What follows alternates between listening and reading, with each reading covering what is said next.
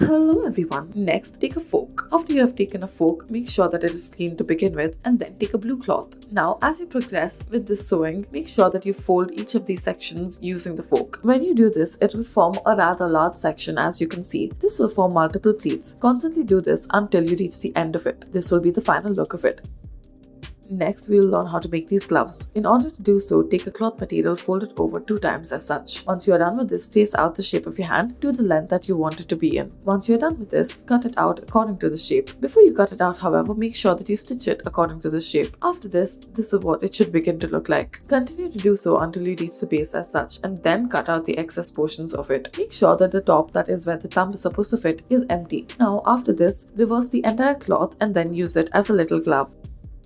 Next, we will be learning how to take the cloth and then use the comb in the process. For this, start off by taking the cloth that you will be sewing and then put the comb onto a table as such. Now, push it through and then begin to stitch using the sewing machine. Now, this is done so that the folds remain even and the same. Now, do the same onto the other side as well. Now, once you are done folding it or putting it through the comb rather, it is much easier to follow up this kind of stitching and make sure that it goes all the way.